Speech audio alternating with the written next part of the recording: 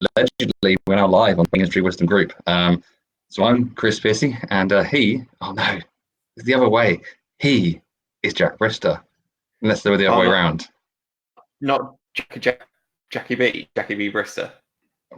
Well, you seem to not going to make your mind up on it, so I don't know. Well, I thought you were just going to keep doing it until I finally decided to give in and let you have it. Have I reached that point already? Then that was rather easy. Well, I really don't know, really, if I'm honest. You're quite ambivalent to most things. I am, yeah. Like orphans, starving children, climate change. Climate change is a myth. Did you not know that? I did hear some Americans shouting it, so it must be true. So yeah, are we actually live, or are we just talking to ourselves? We are live, yes. Margie McComsty is joining us from Australia. You've done it. She's made it. She said she was going to get up at 6 a.m. just for this. So hats off to you. I will make sure that this isn't rubbish now. Just as because you deserve to be rewarded for getting up at 6 a.m. to listen to me and Jack talk crap with some potential. Well, I will be dishing out large doses of truth bombs and great content. Jack will mostly be, I don't know, he seems to have paused at the moment. Just sitting there. I can't see because I'm on the thing. Have we got people watching us? Is it a good time? People are on. Yes, people are on. Us. Shall I just get on with it then? Would that be a good idea? Okay, right. We are talking about. So Jack, you're taking control of comments because I am talking. Yeah, that's fine. I'm aware of that. Okay, so if any questions come in, then let me know. So yeah, we're talking about. It's a little bit clickbaiting the title, but the first hurdle that you're falling at that you don't even know about.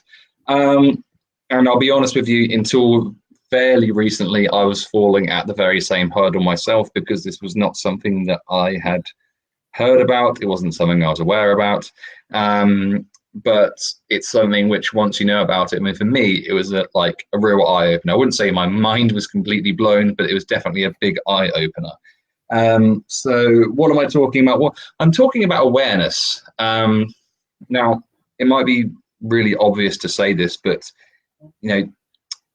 how aware people are of your business should change how you advertise your business to them.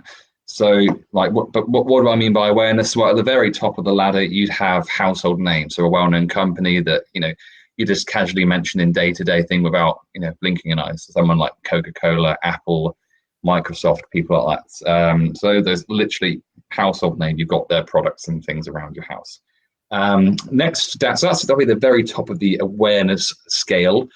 Just down from that, you would have brand aware. So this is like a company you're fully aware of who they are and what they do, but they're not quite mentioned, as a household name. So I've in the notes I've said B&Q, but I'm not sure if they are quite household name or not. But they're on the precipice of being a household name if they're not. But you're fully aware. If someone mentions B&Q, you know who they are and what they do, right? So that is brand aware. So that's the next level your business could be at. Next down from that, you've got product aware. So people being aware of a particular product or service. So for instance, you might know the company Mr. Muscle, and you might know that they sell oven cleaner, but you might not be aware of much more than that. You might not know their brand colors. You might not know, you might have seen one oven cleaner or the name of that, but you might not know how much that costs or anything else. You're just aware that Mr. Muscle sell a product that cleans ovens. Yeah. Am I making sense so far? Yes, you are. Yeah, definitely. Fascinating stuff, isn't it? I am on the edge of my seat at the moment. I can barely contain myself. I'm so excited. I know. So next down from that, you have solution aware. So that's knowing that a product does exist, but not knowing any of the specifics for it. So, for instance, the example I've used in the notes is that, just so you know, there will be live lecture notes, training notes. I don't know what to call them, but they will be available to download at the end, and they are free, of course. So, obviously, if I was to tile a bathroom, for example, I would know, well, I do know that you buy grout, and that's what you use for tiling a bathroom. But do I know any brands or specific products that about grouting? And this is a really random example, I am aware. But yeah, I know that grout exists as a thing. I know it's a solution to the problem I have if I'm trying to put tiles up, but I couldn't give you a single company or product that is to do with grouting. Next down from that, you have problem aware. So this is in a situation where you have an issue. It might not be a major one, but you're completely unaware of what would sort out your issue. So, for example, maybe you're not sleeping very well, but you don't know about any products or services that would actually help you get a good night's sleep. Maybe you're trying some old wives' tales or something, but you don't know that it is actually a new mattress that you need, or it's actually a medication course that you need to go on, or whatever. So you're aware of your problem, but you're not aware of anything to solve that. And then down from that, at the very lowest level, you have unaware. So this is being unaware of even having a problem at all, or completely unaware that a business even exists. So the good example I can think of for this, so let's say you are completely unaware that your bathroom plug could actually drain 5 times quicker than it actually does at the moment, because it's completely blocked with hair and conditioner and who knows what else. And there's a product on the market where it's a rod that goes down and cleans all the gunk out of the bath plug, and then it drains really quickly. So you're not even aware that your bath could drain quicker, but there is a product out there that solves that problem. So as soon as you're aware of that product, you're aware of the whole thing, right? Any questions on the awareness scale at all, or is that clear? I think the part of the problem is, so it's clear, but the problem is when you're just saying the words, it doesn't really sink in. It doesn't make sense. It's very hard to understand as an oral thing. So it's very important to note that we will be bringing out notes on this. It's completely free. We'll tell you where to get those at the end, which has it written down in a much clearer way than perhaps Chris explained it there. Not that Chris explained it badly, but it's just easier to understand in a written format, I think. Yes, so that's all right then. If any questions at all? Yeah. Someone has said, I don't think Mr. Muscle has a grouting line. I'm pretty certain they don't. So I don't know who said that, but I agree. What does this mean in terms of the wedding industry? I mean, I know it's pretty random me talking about grouting Mr. Muscle and B&Q and whatever else. Now, the top level is a household name. Now, there are no household names when it comes to the wedding industry, unless I'm missing something. Down from that, you have brand aware, where people are aware of a brand. Now, there are very, very few companies that fit into brand aware. I mean, the only ones I can think of would be like exclusive high-end bridal wear companies, ones where you think, oh my God, I've got to have one of those dresses. So that's the only brand aware. So now we get down to the level where wedding companies actually reside. So the highest level that are realistically your company could live in this awareness scale is people being product aware. Now, there will perhaps be a handful of people who fit into this category in terms of couples actually knowing the exact product exists and exactly what it consists of as well. Now, most people will actually be in the next level down, which is solution aware. Now, this is where most mainstream wedding companies will sit. So you'd be talking about photographers, makeup artists, bridal hair, because people are aware that photographers exist, and you have someone come along who takes photos for you. You have, makeup artists, they know what they do. You have bridal hair. So all of the normal things that you might have at a wedding, everything there is fits in solution aware. Now, next down from that, you have problem aware. So maybe a couple knows that they want something other than the sound of knives and forks clattering on their plates during the wedding, but they don't have a clue what the options are. So if you're someone that kind of solves that problem, that's where your business would sit there. But there is an awful lot of businesses that are at the bottom level, and that is unaware. So couples being unaware of a problem or a business. For instance, there's a company out there who come to your wedding, and in the evening they cover everyone in glitter for a fun festival feel. Right? But no one is aware of the problem that they solve. No one is aware of that business. So that is kind of relating it back to the wedding industry. Does that make sense so far? Yes. Good. If anyone is finding it doesn't make sense, then please drop a message in, and Jack will ask me and I will answer. So what does this actually mean? So in the notes, there's a very rudimentary diagram explaining this. So if you want to get a really clear understanding of this, please do pick up the notes. They are completely free. But put simply, the less aware a potential client is of your business, the less direct you have to be with your selling. But what do I mean by direct and indirect? So more or less, direct selling is waving a product in someone's face and telling them the price and asking them to buy it, or maybe not even telling them the price. Just so, for instance, I think last year Coca-Cola ran an ad campaign where someone was literally walking down the street and saying, "Hey, I'm drinking a Diet Coke," and that's just because I want one. You don't have to have an excuse. Just go and buy a Diet Coke. It's literally, it was as simple as that. It was a little bit nauseating how corny it was, but that have you seen that one, Jack? I haven't, no, but I can imagine them doing it. Yeah, it's not difficult to, is it? Now, direct selling works best when your product is easy to understand, the value is already known, that the promise that you're going to make people is easily accepted. When you're making an exceptional deal, or you're making an exceptional guarantee of whatever your work is, the customer knows, likes, and trusts you. Or the other one is when you're giving a product improvement that your market has been waiting for. So, that is kind of what people wait for when it comes to the next iPhone. I have a very important question come in. Okay. From Margie, it is covering in glitter thing a real business over there? Well, there is a company called Festidolls who just won the best non-wedding entertainment at the Dorset Wedding Awards. So it is a real thing.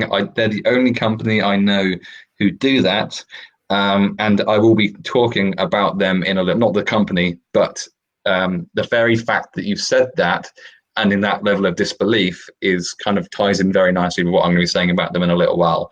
So in terms of what I just said, not just then, but just before that bit, about direct selling and how well it works, do I need to go back over those things? No, I don't think so. I'm going to go back over them very quickly just to the follow-up. There's a follow-up question. So products easy to understand, value already known, promise easily accepted, exceptional deal / guarantee, customer knows, likes, and trusts you, and you're giving a product improvement that your market has been waiting for. So in terms of that, how suitable does that really sound in terms of how suitable does direct selling sound to your wedding business? I mean, for me, pretty low down, because all of it, most of it, 90% of it maybe, does require further explanation. The value is not already known, which is why so many people, will book a £200 photographer. The promises aren't easily accepted. People don't understand it all, and people don't know, like, and trust you because you're a completely brand new company to them. So unless you've come through word of mouth, right? And you're not going to be a product improvement that your market is waiting for. So direct selling really isn't for the wedding industry. So what is indirect selling? Well, indirect selling is the mirror image of direct selling, unsurprisingly. So this can be in the form of storytelling. It can be in terms of bold declarations, revealing secrets and other stuff like that. Now, not many big brands have done indirect selling, and that's because they're a big brand already, so they don't need to. So finding examples of this to give you was a difficult thing. Now, the only thing I've managed to find which makes any sense for a company that you will have heard of is Listerine, the mouthwash company. They launched a campaign that made a very bold declaration that using mouthwash was as effective as flossing. Now, they weren't directly going out of their way to say, hey, buy Listerine, but what they were doing was saying, you don't need to floss. No one likes floss. I think it takes forever. Using mouthwash is just as effective. We've done this study, you know, at the end of the advert, they go, "Oh, by the way, we do sell mouthwash." So it wasn't them directly saying buy Listerine. It was them saying mouthwash is just as good as flossing. Oh, here's some mouthwash, by the way. So can you see the difference between the direct and indirect? Because direct is just going, "Hey, buy our product. This is different." So no, that's obviously more in kind of TV advertising. So it's a little bit different to how most wedding suppliers are going to be advertising. But I also you have to ignore the fact that they were told to withdraw the message after advertising authorities said it wasn't true. Um, but but to be honest, they'd run it for so long that it didn't matter anyway because the message had got out there, and so their company name, and so the message, and you know they're a successful company still, as far as I'm aware. So indirect selling works best when companies are not trusted as a resource yet. Your claims aren't trusted yet. Clients don't even believe a solution is possible yet. The prospect isn't aware of a problem, or a claim sounds too much like everyone else's. And I think that's one of the ones that resonates really true with me. So how suitable does indirect selling sound to your business? And I'm hoping that there's going to be people nodding along with me now, and they're kind of starting to get this, right? We've got a quick question. Well, we kind of got good a time for one going on there. Exactly. Coming in from Margie again, she's asking about wedding expos, or wedding fairs as we call them here in England. That being face to face. So is that direct selling, or is that indirect selling, or is the actual difference not the type of selling, but more broad than that? It's and it's not to do with whether it's taking to because you could do indirect selling face to face. So it's not the situation in which it's happening. It's the how you are doing the selling. So just to be absolutely plain and clear on this, if you were at a wedding expo and you were talking to a couple, I don't know what your business is. I do apologise, Margie. But for me, for example, if I was directly selling to them, I'd just go, I'd do a card trick to them and say, I'm a wedding magician. Do you want to book me? More or less, that's as kind of blunt as it would be. That's what direct selling basically looks and feels like. Whereas an indirect sale would be perhaps talking to them, like telling them a story about a wedding you were at recently, where I came along and everyone seemed a little bit bored, and everyone felt a bit awkward, and there wasn't much talking going on. The bride and groom had left them, and so I turned up, came along, and I felt the atmosphere change. It was almost like a kind of a buzz was starting to build. There was some electricity in the air. Everyone was just starting to gather around me, and people were starting to talk. People were starting to scream. People on the other side of the world, etc., etc., etc. So that was, in essence, is the storytelling side of thing. So you'd indirectly sell by telling a story about how your business works. For example, it's going to work different depending on what your business is, and this is kind of the thing that you have to work out with it. But does that help clarify it, Jack? Yeah, I think so. So it doesn't change. So it doesn't matter whether you're on the phone, doing it by email, or doing it face to face. However you're selling, it is you use the same technique the majority of the time. So it'll either be indirect or direct selling. But for the majority of wedding businesses, we are talking about indirect selling. Yeah, absolutely. I think. Well, I think every business can advertise in either way. But I think I'll probably answer the questions that anyone might have about this as we come through now to the next part. So, what is this hurdle you are falling out? So, 3 big questions to ask yourself now. So, where is your business on that awareness scale? So, we had at the top we had household name, then we had brand aware, then we had product aware, then we had solution aware, then we had problem aware, and then we had unaware. So think about where your business is on that scale. Yeah. And if you think back to, for instance, how you've been advertising yourself on social media and the social media posts you've been putting out that's been trying to get you business, how have they been in terms of directness? Have they been very direct? Have you just been saying, "Hey, book me," or have you been kind of going down the softer route of making kind of declarations or telling stories about your business and things like that? Now, the question is, do these match up? because if you're down towards the bottom end of awareness, but you're still selling very directly or fairly directly, then it definitely needs to be resolved. And that is the hurdle that you're falling at, because the majority of wedding adverts and posts that I see, and I see a lot of them, are incredibly direct. The sort of advertising that Apple would use, more or less saying, "Hey, I'm a photographer, book me for your wedding," or "Are you getting married? I'm a DJ, book me." I'm sorry, but although it seems like the right thing to do, it's for a wedding company, it's completely the wrong way to advertise to people, because the companies have never heard of you. They don't know if they can trust you. They don't know you. They haven't got a chance to tell if they like you, and they sure as hell can't trust you at the moment, because it's not to say you're untrustworthy. It's just that you're a complete stranger to them, and you're asking for hundreds or thousands of pounds. It just doesn't work. So when people have never heard of you and they haven't had a chance to get to know you, and they have not had a chance to get to trust you, what chance realistically have you got of making a sale at that point if you're using direct selling? It's not zero, but it's very close to it, I would say.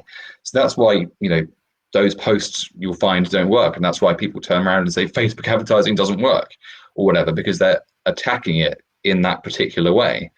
So indirect selling gives you a much better chance of the sale. The downside being that it can potentially take longer, because what you're really doing is you're not trying to make a sale, really. What you're trying to do is move them from whatever position they are, so unaware of your business, up to product aware or solution aware, one of those ones.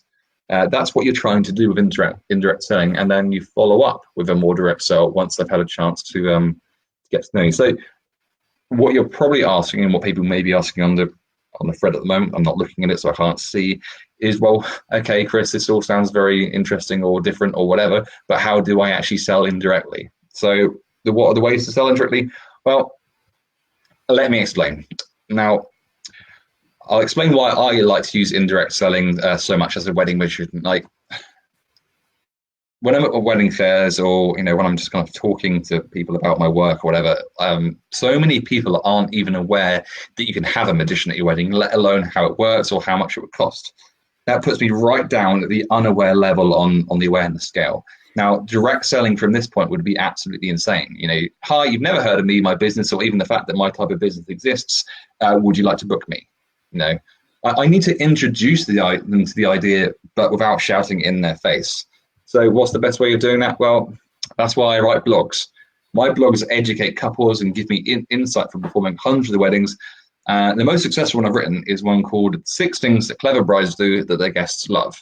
Now, 5 of those 6 things are genuinely useful and insightful, right? They are helpful bits of insight and information that I've gathered from performing at several hundred weddings.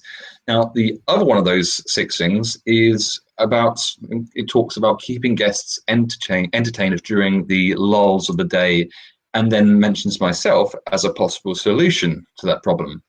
Now, by the way, you just listen to a story, which is one of the ways to indirectly sell. So essentially, I just proved my own point there by indirectly selling the idea of indirectly selling through a story, which is about as meta as it gets. I quickly want to point out, Chris, that excuse me, actually all 6 of those are useful things. Well, yes, they are all useful things, but I wanted to kind of separate them from each other. I'm not. So I just wanted to make that clear, because I don't want people to then go away thinking, "Oh, well, I can write the same blog post but change the 6th one to have an amazing celebrant or have an amazing photographer." Or it works, but it's not quite the same as using what you've got there. Exactly. Yeah. So by blogging, it allows me to take a potential client, like completely cold lead, someone who's never heard of me, that is, from unaware up to solution aware in about 4 or 5 minutes.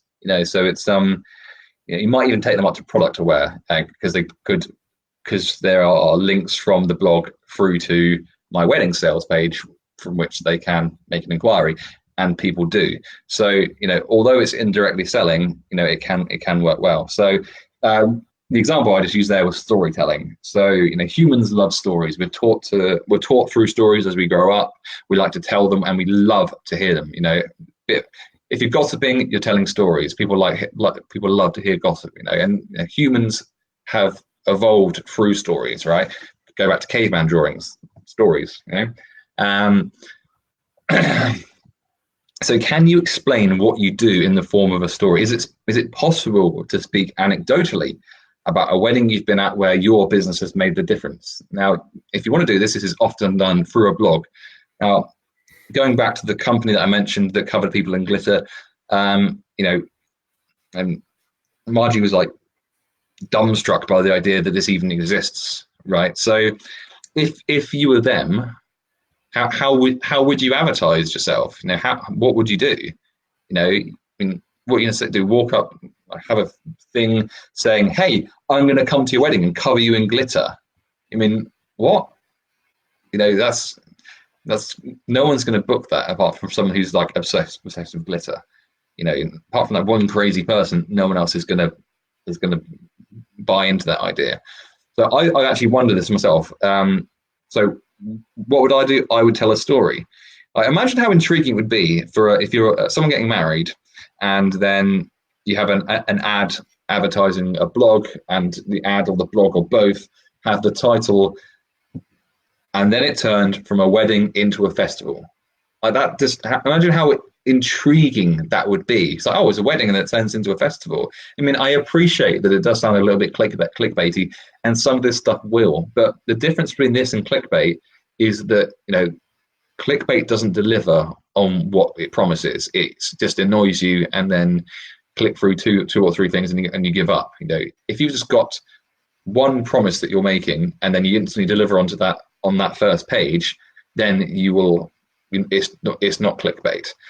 So if I was that business, I would write a blog about how it turned from a wedding into a festival by the fact that you turned up as a festivals or whatever they're called, and started doing their thing. So I'd be explaining the impact, have some great photos from that to break up the text, and just talking about the difference that it made, but talking about it in terms of explaining a story, and then explaining exactly what it is that you do, and putting a link saying, "Hey, book us." So it is again selling, but it is again indirect. So that is one way you could do it. Another option is with declarations. So declarations, literally you are declaring something. So your purpose is to grab people's attention. So this should be, you should be saying something startling or new or wide-reaching. It should be like breaking news or some sort of bold prediction about the wedding industry as a whole. So there's two ways in which you can go about this. So you can either go through the blogging route again, or you can go through through it as a kind of long-form sales landing page. So for blogging, you might go for something like, 6 new crazy wedding trends that could take 2020 by storm, or something like that. So again, as long as it's not clickbait and you deliver on it, then this could be a really good way of introducing your business that people are unaware of to the masses, if that makes sense. Now, this is essentially what I outlined in the blog I mentioned earlier, so I don't feel like I need to go over that again. Does that make sense? Yeah. Yeah, we have, I think Margie posted her comment literally a second or two before you gave your title, but she said for the glitter story, she started with imagine and then paint the glitter picture from there, which is essentially what you were doing there with your title for it. So yeah, I think people are starting to get the idea as to exactly what they should be doing based on what you've been talking about here. So you're obviously doing a good job, Chris. And I hate to say that because it just makes me feel ill inside. It's almost like I know what I'm talking about occasionally. Almost. Yeah, so if you didn't want to go down the blog route, if blogging is not quite your thing, then you would go down the route of a sales landing page. Now, a sales landing page is it's a single standalone page on your website, which can't be navigated to from anywhere else, and normally you can't navigate off it as well. And it sells that single idea of your wedding business. So you could have one saying, "Is this the idea that's going to transform your wedding?"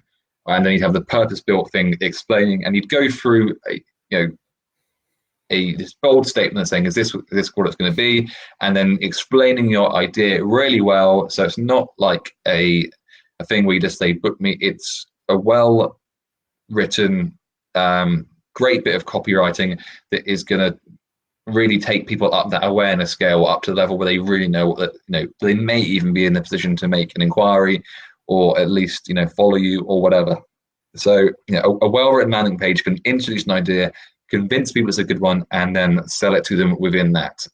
So that would be the declaration. And the final way which you might sell indirectly, and there are other ways, but I think that this is the most common way. Margie's just named two. She's named vlogging and podcasts, as well as another one, another couple there. Yeah, and again, but you could vlog directly, and you could do a podcast directly. So that it's again how you use that medium. But yes, absolutely. And we've got a comment from before you carry on. Craig Walker's also posted a little comment. He said, "What if six companies joined forces, and each for one of the 6 things shared marketing? What are your thoughts on that? It's kind of a shared blog post, I suppose." Can we answer that after the training? Yeah, of course. Okay. Yeah, of course. Put a pin in that one for now. There's not too much to go on this before we're done. So the third way of indirect selling is to reveal a secret or a system.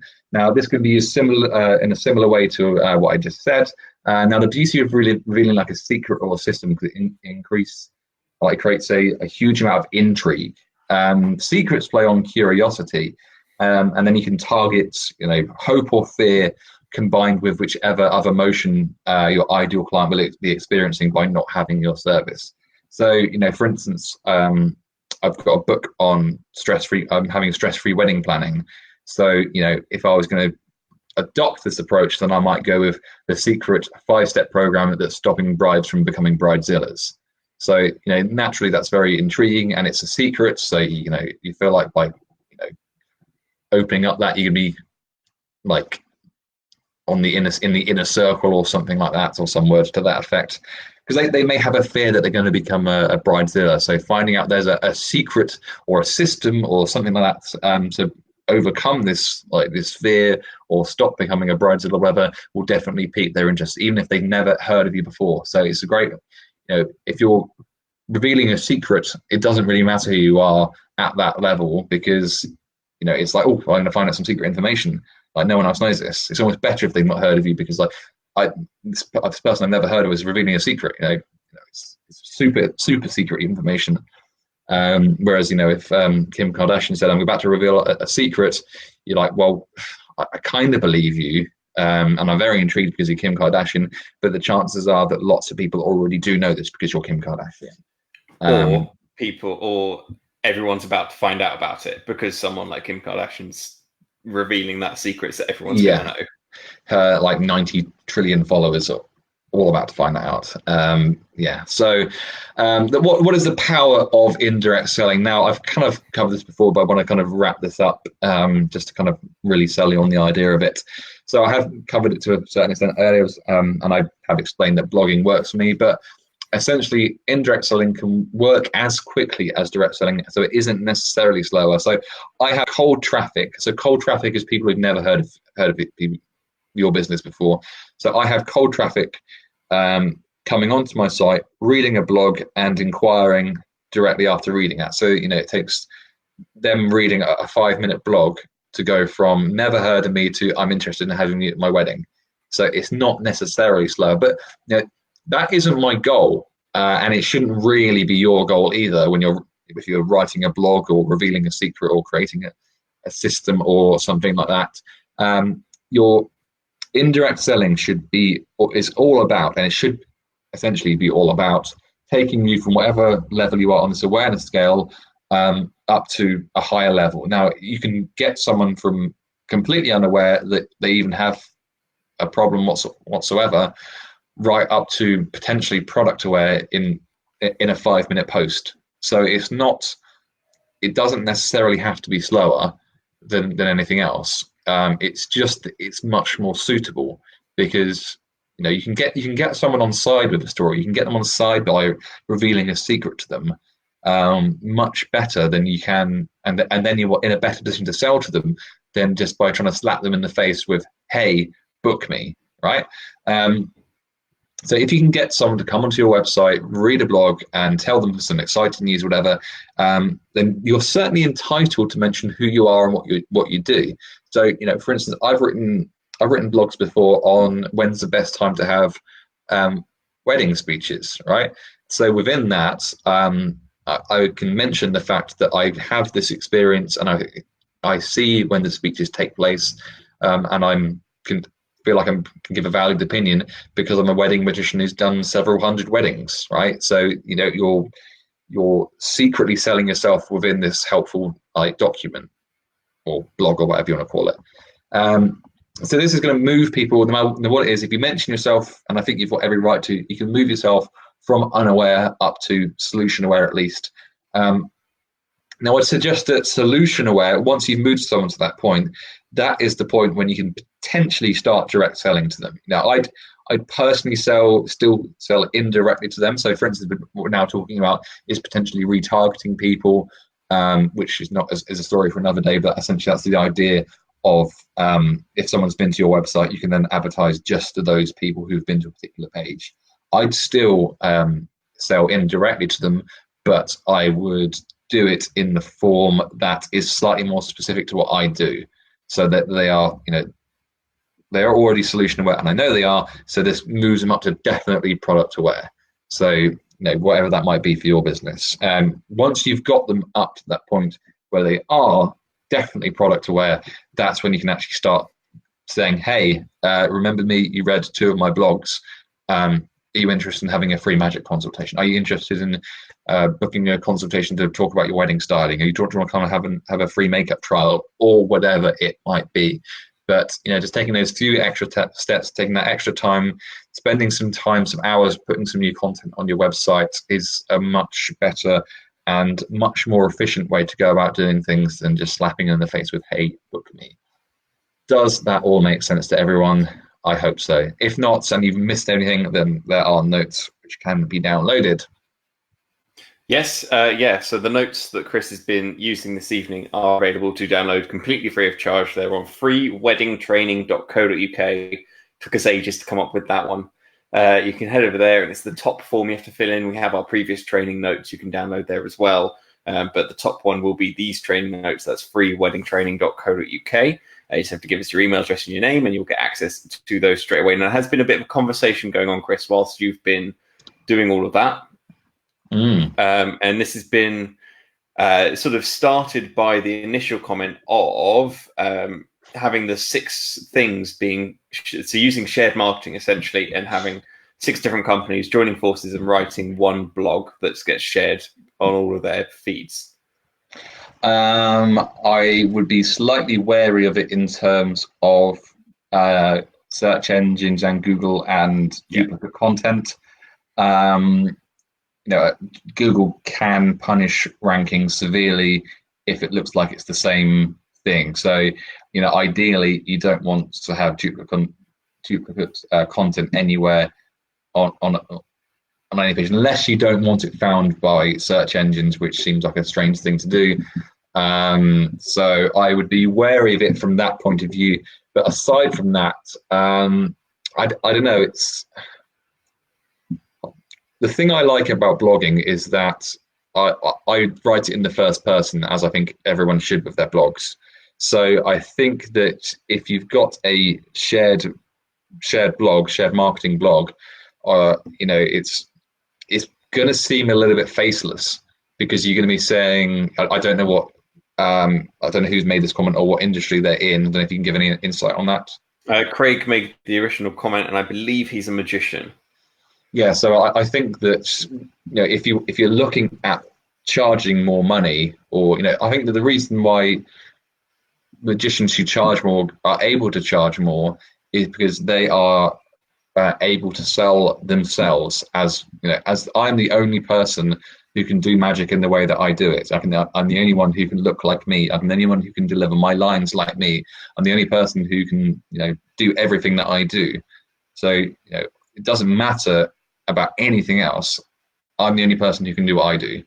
It doesn't mean that I'm better than anyone else or worse than anyone else, but they can't do what I do. I can't do what they do. So, particularly with magic, I think that's a terrible idea, to be perfectly honest. I think it seems almost a little bit lazy, if I'm brutally honest as well. I think that, if you're great at what you do and you love it, let that passion come out in your blogs, however that may be. And I think joining forces with other magicians, I think you probably all end up worse off. I don't think it's necessarily with other magicians. I think it's with other wedding suppliers. So it could be a magician, a photographer, a celebrant, a venue, a stylist, and a florist, for example. Okay, well, yeah. Again, I think I don't see how that's going to reveal like your personality to them. Because what, you're going to write your own little section, and then the florist is writing right there in little section, or I think you just say you just write your own thing. I mean, I think that. So let's say that you'll write your own bits. Maybe what if someone's bit is really crap and it's obviously not very good, and it's obviously not going to help, and it kind of brings the rest of it down. What happens then? You're going to say, "Oh, can you rewrite that?" I don't think it solves many problems. I think it would be better. Go on. I think it would be better if you want to be inclusive like that, is to do an interview with that person. Say, hey, tell me about your business. Let's have a one-to-one chat. You could do that as a vlog. You could do that as a texting. I'm doing that as a lot at the moment, as just chatting on Facebook and making it into a blog. I just want to cover a question I've just seen. I'm not sure.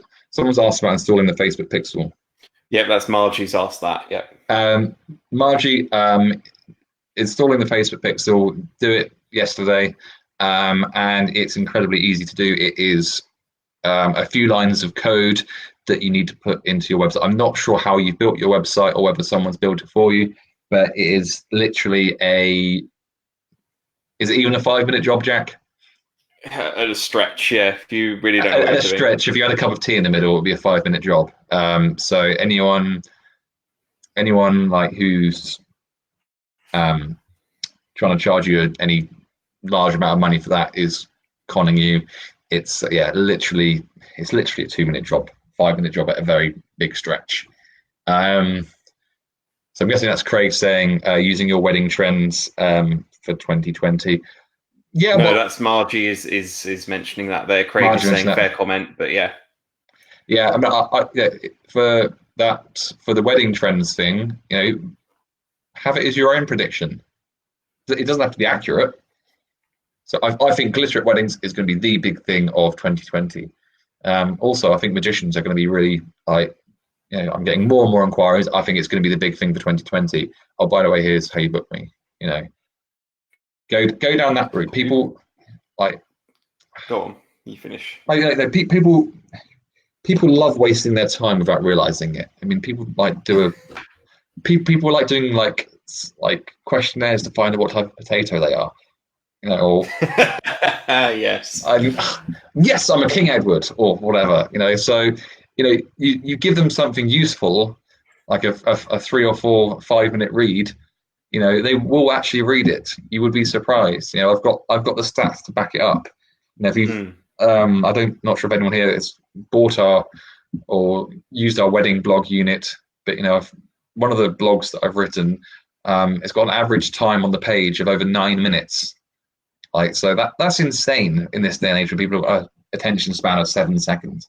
Average time on the page is 9 minutes 7 seconds. Something stupid like that. Yeah. And the rest of them have got 4 minutes plus average time. Yeah, so it's Margie's been putting it off because it'll be hard. Well, it's not hard at all. So no, it's not at all. So I want to. You can do it before your breakfast. Yes, I'm going to tell you guys what I would be doing if I was. I don't write my own blogs. I'm going to be totally upfront and honest about that. I don't write them, but Butler does. yeah, my butler does it for me. No, so what I would be doing if I was going down this 6 trends for 2020, what I would be doing is one of them would be me, or one of them would be magician, and then we'd maybe have the glitter people, for example. And what I would do is I would specifically call out that particular company.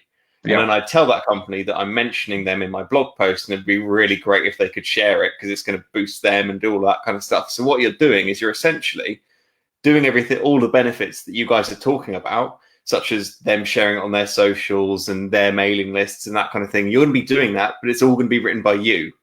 So you do that with 5 other companies, so 4 other companies. So you'd have the glitter company and then 4 others and yourself, and then they're going to you tell them you're going to be calling those people out on your blog that you're writing about it, and then they are going to want to they're going to want to share it because it's great content for them. Someone else is mentioning their business and they didn't even ask for it. You're just saying that what you do is really great. I want to mention you on my blog. So that's what I would do if I was in that position. And I hate to say it, that's a really good idea, Jack. Thank you. So if we move on to a couple of other questions, there have been a few that have come in while we've been chatting. Margie says she's looking at launching a local wedding podcast where she interviews different non-competing vendors each week or fortnightly to access their reach and gain credibility by association. We can talk firsthand about this because we've done it, and it's a great thing to do. It's harder than you think it is, but it is a lot of fun to have a chat with people every week. So we can recommend it. Well, I can anyway. Chris might disagree.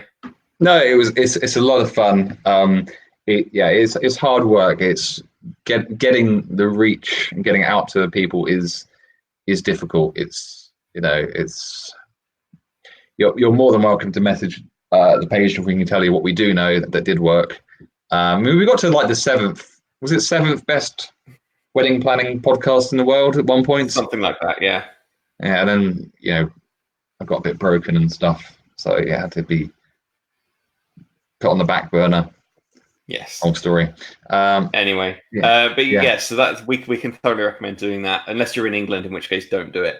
Those are the rules. Do in Australia as much as you like. Anyone thinking of doing a wedding planning podcast in the UK, it's just not worth it. No, it's absolutely rubbish. Yeah, it's rubbish.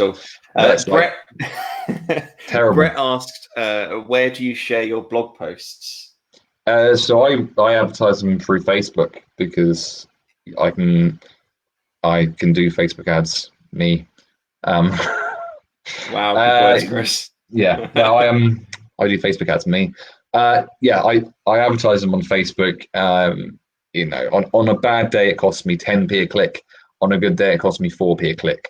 So you're getting, for a $5 a day, you're getting minimum 50 people on your site, or as many as 125 people on your site, all being indirectly sold to. Some of those people will be instantly making an inquiry. Most of those people won't be, but that's not what you're going for.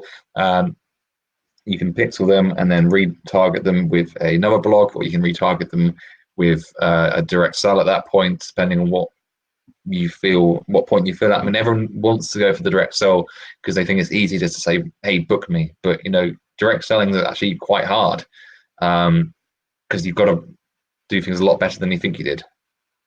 Yeah, definitely. Mm. So there was Brett mentioned the fact that you can schedule multiple blogs in WordPress that come out each week. So you can set aside a day to just write a load of blog posts and then schedule them to go out every single week or every single month, or however often you want to do them. That is something that we recommend doing. And if you are subscribed to the mailing list, you will get our emails, Just the Tip, which go out every Monday at 5:00. And that is just a single tip about what you can start implementing into your business straight away. That we pre-write those. We've got a few of them already lined up, ready to go. So we do exactly the same thing with what we're doing. So that is definitely something we recommend because it just saves yourself a hell of a lot of time. I think I mentioned that on one of the lives before that someone was saying that they haven't got time to. Why don't you blog? I think it was I put on the group, and people said they haven't got time. I said block out the first Monday morning of each month. Yeah. And then heading back to my idea for writing blog posts, which was genius, by the way. Ariane says that's exactly what she does with her previews. So she's a photographer. For anyone who doesn't know who Ariane is, she does photographs, don't she? She's right good photos. So she previews them and tags all the venue and the stylist and all of that kind of stuff, and then they generally share them as well. So that's obviously my idea. Was that brilliant? Yes, Chris. Can you never do an accent again, please? Yes, absolutely. That's fine. Horrendous. And then Margie is interested in what the hardest part about growing an audience on a podcast is. That's a different story for a different day, Margie. I think if you message us personally, if it's something you're seriously interested in, we will happily help you with that. Margie wants to know if we do Facebook marketing training, Chris. Do we do Facebook marketing training? If you head to weddingindustrywisdom.co.uk and head to the courses section, there is a course called Wedding Industry Facebook Advertising available for 97 of your pounds. That's probably, I don't know, 194 Aussie dollars. What's the exchange rate nowadays? Isn't it? Yeah, something like that. I have no idea. Okay, Google. What's 97 pounds in Aussie dollars? 97 pounds equals 184 Australian dollars and 71 cents. You just say about 185 Aussie dollars for that course. It takes you through basically everything I've just said. It doesn't tell you how to install the Pixel because it's that easy, but it tells you how to do everything else, every button to click, and the whole strategy and how to do the copywriting and everything. So that's on the page, as is the course on blog writing if you're interested in how to write blogs better. And we have this morning just recorded a unit on how to create high converting landing pages. So if you're interested in having high converting landing pages, that is for our Wild members. That is out on the 7th of December. For those of you who are not Wild members, you'll have to wait till the 14th of December for its release, where you can buy it for the princely sum of £67. I'm not working that out in Aussie dollars, but I'm guessing it's about 120. Very similar, I imagine, yeah. Ariane, I do want to apologise. That was not me impersonating you. That was me failing with my words and trying to cover it up with an accent. Sadly, it didn't work, so that was that, really. I hadn't thought of it from that angle. Yeah. I've met Ariane, and I know 100% she does not sound like that. So if that is what you thought, that's she was awesome enough to take part in our video challenge that we've been doing this week. Yes. So I know exactly what she sounds like. So yeah, that was a terrible impression, Jack. Yeah, it wasn't an impression, Chris. Oh no! See, now you're just digging a hole, aren't you? No, You're digging my hole. I'm building up the walls of the hole that you're digging. It's just not going well. It's going great. It's going great. I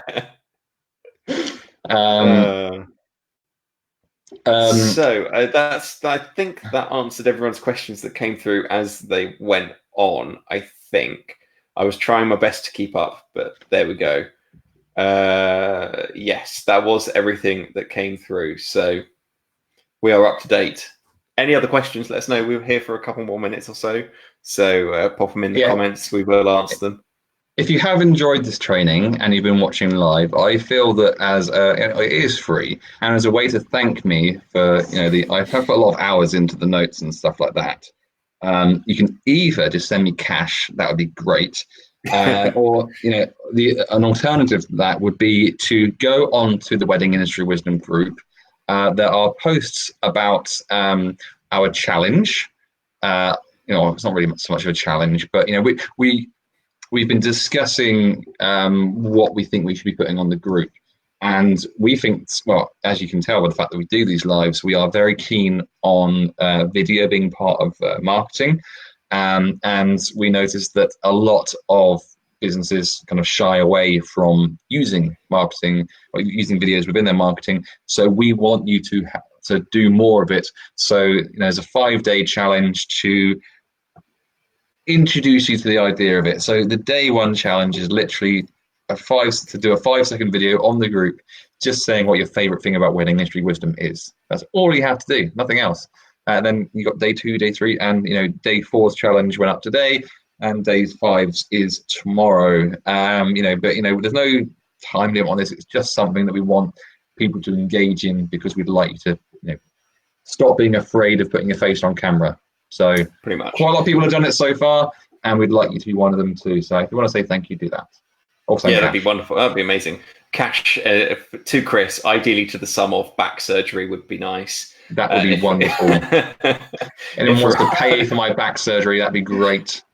So that's absolutely right. The thing is, like, we come across when we're on camera, I like to think we come across pretty well, like pretty confident, but we didn't start like this. If you go back to our early lives and you go back to our very first podcast recording, for Yes to I Do, you will very quickly realize that this is not what we started off like. The only reason we are anywhere near anything like half decent now, which I think may be a bit of a stretch, but we do our best, is because we've done it a lot. So that's the whole point of this challenge, was to start you guys off, give you guys a chance to kind of understand how it works, and hopefully build your confidence a bit and get you going on camera a bit more, so that you can use it in your business. Yeah, so the thing is that the Wedding Industry Wisdom group is a closed group. There's only members of the public can't go in there and find it. So it's a safe place in which you can put your videos out there. You can test putting videos out there. We will critique them. Your fellow like-minded wedding suppliers will critique them as well. Do it. Don't be afraid. I mean, if you the only reason, like Jack said, the only reason we can do, the only reason it's mirrored, the only reason that me and Jack can do this as well as we do it, inverted commas, is because we have done it so much. If you go back, you will see that there are over 100 live videos. Something like that, yeah. So I think the first 10 maybe were just me, and then everyone since then, I think, pretty much has involved Jack, with the exception of about 2, which were with other people. But more or less, every single one is with Jack. Yes, I cheated on you. Get over it. Never forgiven me. But yeah, it's a little bit uncomfortable at first, but the more you do it, the more comfortable it'll be. No one. Don't. One of my favorite sayings to this is, "Don't let perfect stand in the way of good." So by that, it means your video does not have to be perfect; it just has to be good enough. So yeah, absolutely. Margie has a question about funnel creation. That is something we will definitely be talking about. We'll talk about it on a future live training, perhaps. It's something we can do. I think that'll be quite interesting. People will get a lot from. Yeah, I mean, essentially the Facebook course is a very short funnel training. Yeah. Essentially. Yeah, I would agree with that. It's not. I mean, it gives you all of the materials you need in order to do a deeper funnel. It doesn't go deep into tactics in terms of funnels, but it does. Basically, it talks through how to advertise a blog or something similar, which proves you're a wedding expert. Talks about, basically teaches you how to advertise something which is indirect selling, and then that's advert to another advert which is direct selling to people who have seen that particular web page. That is basically what the Facebook course does for you. It takes you through every step in terms of what pictures are good to use, what to write, what not to write, how to write good copy text, and other things as well. Any questions, then you can obviously ask the page. Yes. So that pretty much sums up, I think. Who has said? I want to know who has said about food for thought. Margie is going back. Who says I've got a wicked twinkle in my eye? That's also Margie. Yes. That's just handsome cream. It's just your natural charm. Yeah. So yeah, there is, as Margie's asked, and I imagine this was just before we answered the question about funnel creation in our courses. There is a funnel creation portion of the Facebook advertising course. We will do a full funnel creation course. would imagine if there's need for that, which obviously Margie is interested in, so we're happy to do that as well. And this is ultimately, that's the thing with Wedding Industry Wisdom, is this was created for you guys. So anything you guys want to learn about, you want to know, let us know, and we will. If we know the answer, we'll talk about it. If we don't know the answer, we'll find someone who does, and we'll get them to talk about the answer. So that's pretty much what we're doing here. That's the whole point of this Wedding Industry Wisdom. So yeah, great question, Margie. We will talk about that in the future. Maybe next month or the month after, we'll have a chat about it and we'll work it out. Yep, what he said. Words and stuff. I agree with those words. Those words were words to use. Yes, if you want to find out about the training and you want to download the notes, head over to freeweddingtraining.co.uk. You can download the notes completely free of charge. It's the top form up there. We have got other trainings from our other lives, which you can find on your favorite streaming platform, on Spotify, iTunes, Stitcher, SoundCloud, Google Podcasts. Anywhere you download podcasts from, you can find the trainings there, or you can find them in the group. If you scroll back a little bit or you search for them, you'll find them there. And you can also find all our other lives about the place, and our podcasts are in there. We will now be back every Monday, providing we're about 7 o'clock-ish, and we'll be doing our lives. We are back. This technology seems to have worked this evening, so we're going to keep it going. If you guys have any questions during the week, pop them in the group, and we'll be happy to answer them. Anything to add, Chris? Yeah, if you want to send me cash, my PayPal is info@chrispiercymagic.co.uk. I'm going to set up a GoFundMe for my back surgery. So you'll just send cash to that. It's fine. It's a friends and family payment, so I don't get the charge the fees. That'd be great. For everything else, head to weddingindustrywisdom.co.uk. And if you have any requests, then message the page or something. Do a thing. Yeah, and we'll do another live training. Well, I seem to do all of them. So next time I decide to write something. I did the first one. You did the second one and this one. So what percentage have you done? Yeah, I've done 33%. So, and what percentage have I done? You've done 67%. So have I done more than double what you've done? Yes, although I feel like I'm doing the next one, so then it'll be 50-50. Although you will always have one up, because every other month you'll be one up on me. Well, you could do. No, I did the last one, so you should have done this one, but you didn't do it because you were lazy. How did that even work out? I don't even understand how that happened. Because anyway. You just don't. Because I do everything. Oh yeah, I forgot that bit. It's because you've had a slip disc. In case no one knew, Chris has got a slip disc. Not for much longer though. Woohoo! Yeah. When is your surgery, Chris? It's on Wednesday. I got surgery on Wednesday. There's a 1 in 700 chance I might die. So those are pretty risky odds in my book. They're not as good as I was hoping they were going to be. So, and I'm quite how many has he done? 699, and he's not killed anyone yet. Yeah. Yeah. Bye. Yeah, it's not those odds are slightly shorter than I was expecting them to be when I was reading through the notes. But well, you've been saying her name wrong. Yes. Marquis. Oh, Marquis. Flipping idiot. Oh, I'm so sorry. I'm just yes, her name's Marquis. I do apologize.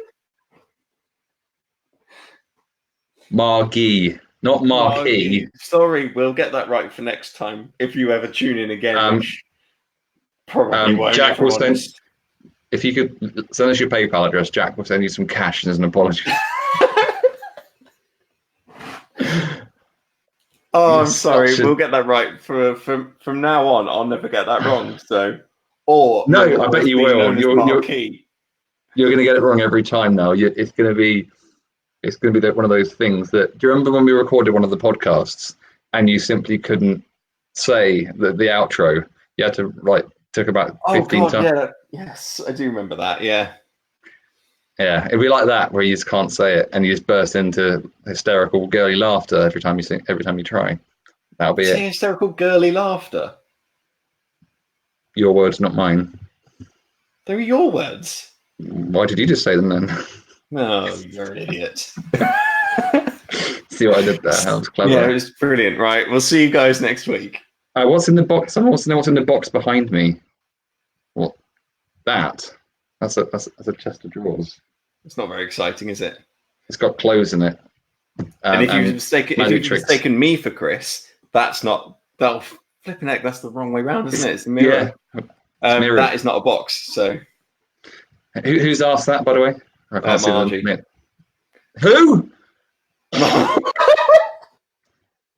That's £85 you owe her now. I can't believe I just did that. I'm so sorry.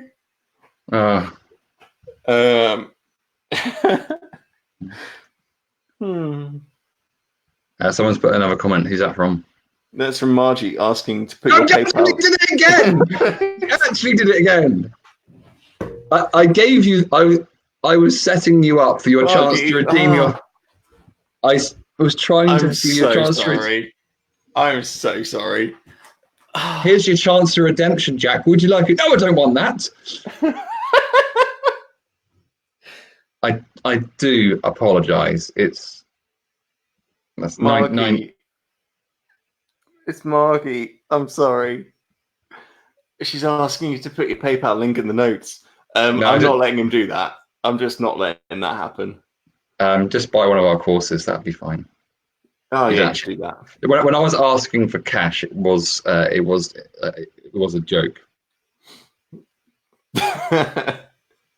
It was just a big joke. I've got a lot of money at the moment, so my back surgery came out some savings that I had, all tucked away nicely. So don't feel like you have to send me any money. We'll be back next week with another live. Hopefully we'll be a little bit more coherent. I'm fine. You're just rude. I'm really sorry, Margie. There you go. I did it around that time, didn't I? I really had to think about it though. It's nice. I'm not sure that clap's slow enough. That's better. It only took you like what, 6 attempts? Yes, but I got it eventually, didn't I? You're learning, Jackie B. Brister. Anyway.